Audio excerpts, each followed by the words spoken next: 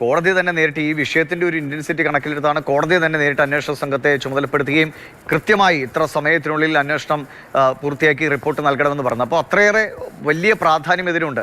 അതിൻ്റെ അടിസ്ഥാനത്തിലുള്ള ഒരു മുന്നോട്ട് പോക്ക് അന്വേഷണത്തിലുണ്ടോ എന്നൊരു സംശയമാണ് കഴിഞ്ഞ 2 ദിവസങ്ങളായിട്ട് ഉയരുന്നത്. അതിന് കാരണമായത് എന്തൊക്കെ? എന്തുകൊണ്ട് മുരാരി ബാബു അടക്കമുള്ളവരിലേക്ക് ഇപ്പോഴും എത്താൻ വൈകുന്നു? അതോ ഏതെങ്കിലും വിധത്തിൽ ഇവരുടെ മറ്റു വിവരങ്ങൾ ശേഖരിച്ചു വരികയാണോ SIT? ദിവിഷ്, ദേവസ്വം വിജിലൻസിന്റെയും അതിനുശേഷം SITയുടെയും ആദ്യഘട്ട അന്വേഷണത്തിൽ ഒരു കാര്യം ഉറപ്പായിരുന്നു. ശബരിമലയിലെ സ്വർണ്ണക്കൊള്ളയുമായി ബന്ധപ്പെട്ട് 2019 മുൻപ് മുതൽ തന്നെ ഒരു ഉന്നതതല ഗൂഢാലോചന അതുമായി ബന്ധപ്പെട്ടുണ്ട്. അതിൽ ദേവസ്വം ബോർഡുമായി ബന്ധപ്പെട്ട കേന്ദ്രങ്ങളുമുണ്ട്.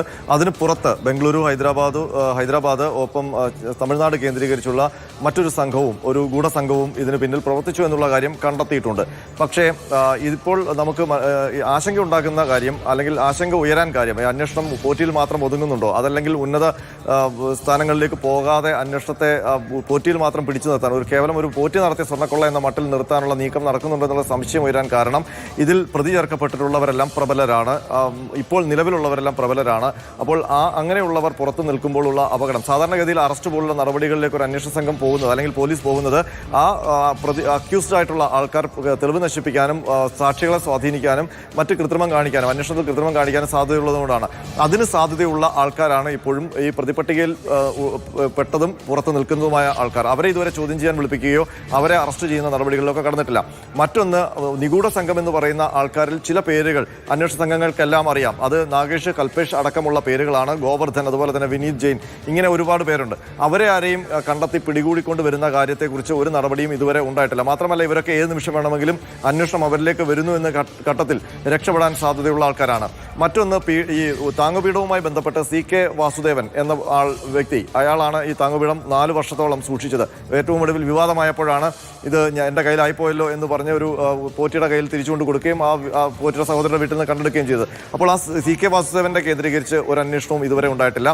ഇതിലെല്ലാം ഉപരി ഇതുവരെ അന്വേഷിച്ചവരെല്ലാം പറഞ്ഞിരിക്കുന്നത് സ്മാർട്ട് ക്രിയേഷൻസിന്റെ ദുരൂഹമായ ഇടപെടലാണ്, അവരുടെ മൊഴികളിലെ വൈരുദ്ധ്യമാണ്. പക്ഷേ ഇതുവരെ സ്മാർട്ട് ക്രിയേഷൻസ് ഈ പ്രതിപട്ടികയിൽ വന്നിട്ട് പോലുമില്ല.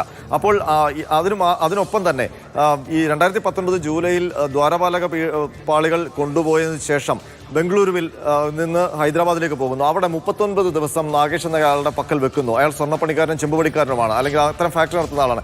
എന്താണ് 39 ദിവസം സംഭവിച്ചതെന്നുള്ള കാര്യത്തിൽ ഇപ്പോഴും ഒരു ക്ലാരിറ്റി വരുത്താൻ ഈ അന്വേഷണ ഏജൻസികൾക്ക് കഴിഞ്ഞിട്ടില്ല.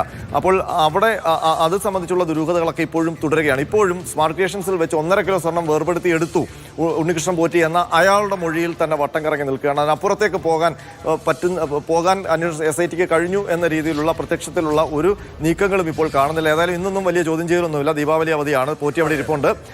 ഇനി മറ്റ് ദേവസ്വം ബോർഡ് ഉദ്യോഗസ്ഥരെ ഒന്നും ഇതുവരെ നോട്ടീസ് നൽകി വരുത്തുന്നതോ അവരെ അറസ്റ്റ് ചെയ്യാനുള്ള നടപടികളോ കാണുന്നില്ല.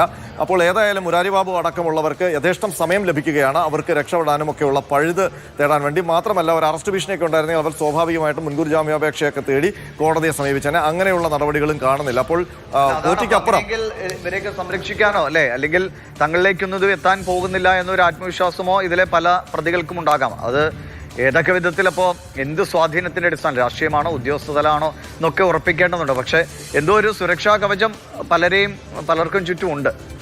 തീർച്ചയായിട്ടും ഇതിലിനി കോടതിയാണ് അന്വേഷണ പുരോഗതി വിലയിരുത്തി ഒരു തീരുമാനത്തിലേക്ക് എത്തേണ്ടത്. ഏതായാലും 2 ആഴ്ച കൂടുമ്പോൾ അന്വേഷണ പുരോഗതി കോടതിയെ അറിയിക്കണം എന്നുള്ള ഒരു തീരുമാനം കോടതി പറഞ്ഞിട്ടുണ്ട്. അപ്പോൾ ഇനി ഈ ഉണ്ണികൃഷ്ണൻ പോറ്റിയെ 14 ദിവസം കസ്റ്റഡിയിൽ കിട്ടിയിട്ടുണ്ട്. 4 ദിവസമാണ് കഴിഞ്ഞത്. 10 ദിവസം കൂടിയുണ്ട്. അതിനുള്ളിൽ ബംഗളൂരുവിലും ഹൈദരാബാദിലും ഒക്കെ കൊണ്ടുപോയി തെളിവെടുപ്പ് അടക്കം നടത്തേണ്ടതുണ്ട്. പക്ഷേ അപ്പോഴും എന്തുകൊണ്ടാണ് ഈ പ്രധാന നിഗൂഢ ശക്തികൾ എന്ന് വിശ്വസിക്കുന്ന ചില പേരുകളിലേക്ക് SITക്ക് ഇപ്പോഴും പോകാൻ കഴിയാത്തത്? അത് സംബന്ധിച്ച് പോറ്റിയിൽ നിന്നുള്ള മൊഴി ലഭിച്ചിട്ട് വേണോ? പക്ഷേ അപ്പുറത്തെ സോളിഡായിട്ട് ദേവസ്വം വിജിലൻസിന്റെ ഒരു കണ്ടെത്തൽ അടങ്ങിയ റിപ്പോർട്ട് ഇപ്പോഴും അവിടെയുണ്ട്. അപ്പോൾ അതുമായി ബന്ധപ്പെട്ട് നിൽക്കുന്ന സംശയനിലയിലുള്ള ആൾക്കാരെ പ്രതിപട്ടികയിലേക്ക് കൊണ്ടുവരാനും അവരെ കസ്റ്റഡിയിലെടുക്കാനും ചോദ്യം ചെയ്യാനും ഒക്കെ എന്തുകൊണ്ടാണ് കഴിയാത്തത്?